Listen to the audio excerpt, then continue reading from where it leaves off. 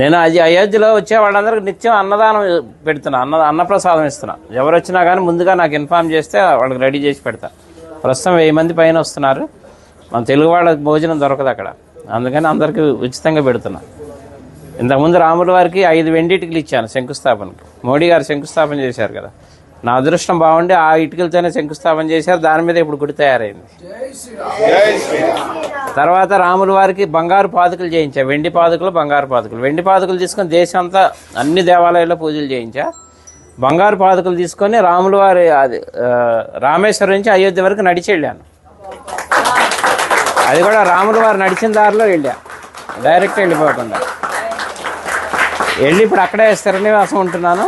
తర్వాత ఇప్పుడు ధనుసు చేయించా 14 కిలోలు.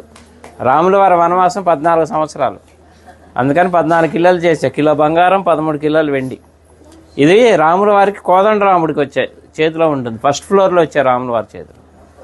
ఇప్పుడు నా మిస్సెస్ అక్కడే ఉంది అయోధ్యలోనే, నిత్యం అన్నప్రసాదం ఆమె చూసుకుంటుంది అక్కడ. వచ్చి చెన్నై అండి, జిఆర్టీ వాళ్ళు చేశారు. అలాగే నేను ఒక పెద్ద గుడి కడుతున్నా అయోధ్యలో. అంటే రాముల వారి గుడి ఉందిగా ఇంకెందుకు అనుకుంటారేమో. నేను పెట్టేది వంశవృక్షం. బ్రహ్మ దగ్గర నుంచి లవకుశుల తర్వాత కూడా 20 మంది ఉన్నారు, ఇంకా మొత్తం 64 మంది.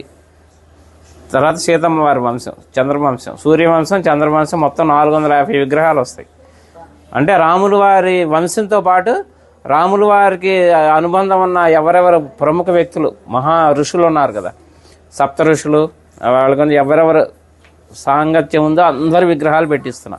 ఎందుకంటే మన ముందు తరాలు వాళ్ళకి తెలియాలి రాముల వారి వంశవృక్షం అంతా. అందుకని శాశ్వతంగా ఉండాలని పెద్ద స్థలం కూడా తీసుకున్నా, ఒక 5 ఎకరాలు అక్కడ పెడుతున్నాను. 5 సంవత్సరాల ప్రాజెక్ట్ అది, రెడీ చేస్తున్నా.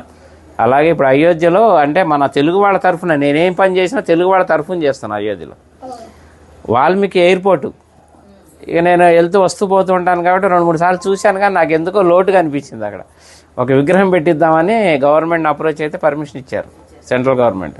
16 అడుగుల వాల్మీకి విగ్రహం పెడుతున్నాను. ఆ విగ్రహం కూడా రెడీ అయిపోతుంది ఇప్పుడు.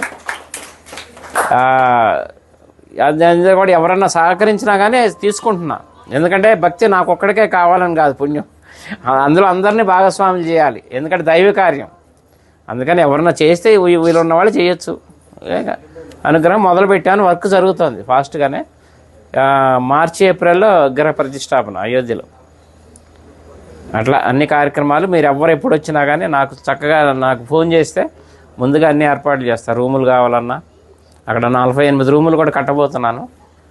వచ్చేవాళ్ళు ఇప్పుడు ఉన్నాయి, ప్రస్తుతానికి 4-5 ఆశ్రమాలు తీసుకున్నాను, మన హ్యాండ్ ఓవర్లో ఉన్నాయి. ఎవరు వచ్చినా అకామిడేషన్ అది ఏర్పాటు చేస్తారు అయోధ్యలో. నా నంబర్ కూడా నోట్ చేసుకోండి, 9550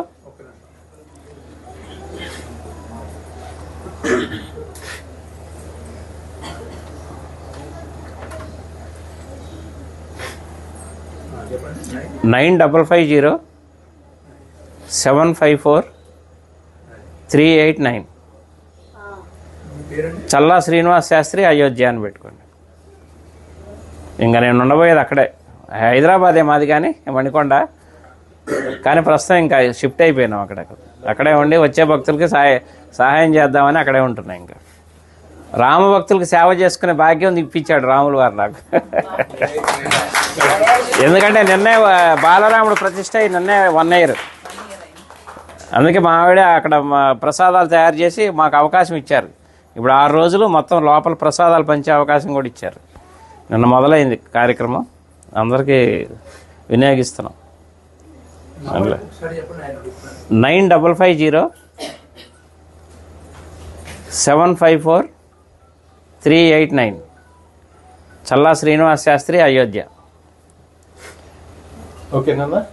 ఎవరు ఏ టైంలో చేసినా కానీ నేను అందుబాటులో ఉంటాను.